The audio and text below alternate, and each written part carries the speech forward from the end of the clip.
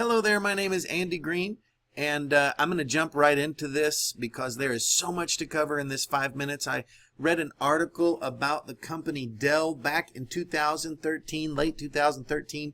It was coming important. They were making it clear. A 274-page proxy filing with the SEC announced formally that Dell intended to take their company private. That's right.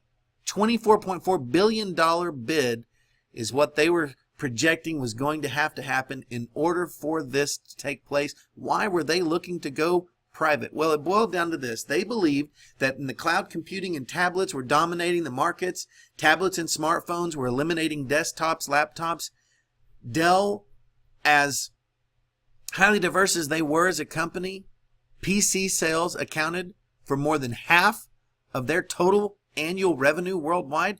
They had to change, and in order to do so, they believed the only way that it could happen was if they went private. So they said, Dell, we are putting our foot down. The ownership, the management said, we're putting our foot down. This company must go private.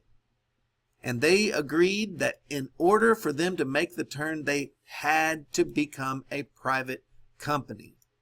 So what did that look like? Well, it had to be a buyout. Dell had some convincing to do. They had to get some people involved. They had to get some people on board in order for the buyout to take place. They had to convince shareholders to approve a $24.4 billion buyout. Southeastern Asset Management, which was at the time the largest shareholder of Dell stock, conceived the idea of the buyout with Mr. Michael Dell, who was the founder and CEO, still is. In June of 2012, they got this idea. Bing, let's do it. TPC came in, they joined the party.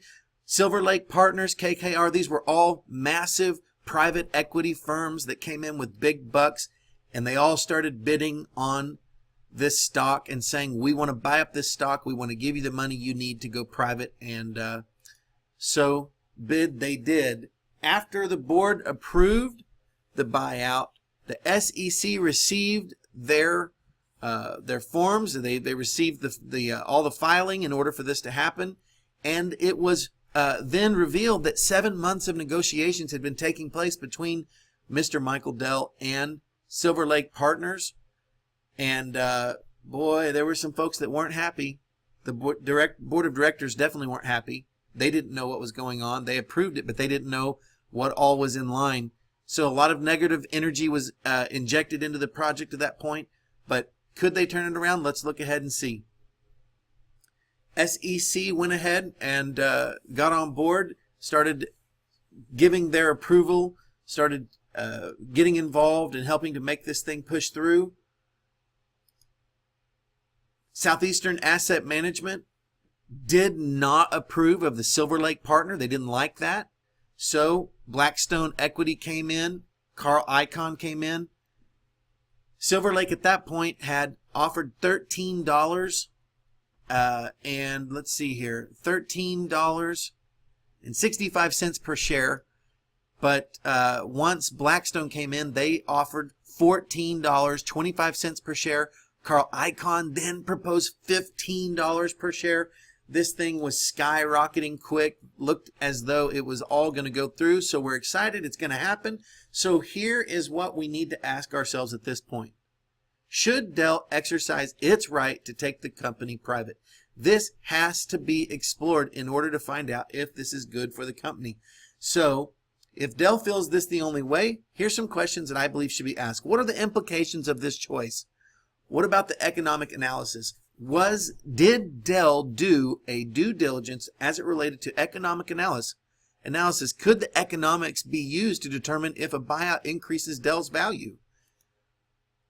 What about asking the right questions? Incentives for top executives. Was this happening because it was going to benefit the executives?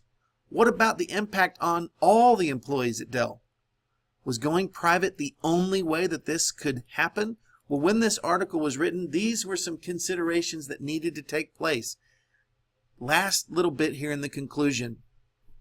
What about the benefits outweighing the costs? If that happens, they needed to continue moving forward. Dell's current stockholders, were they going to come out ahead? And would the brand, the public image, make it? These things were all questions that needed to take place. And they did. And that's the end of my presentation. Thank you very much.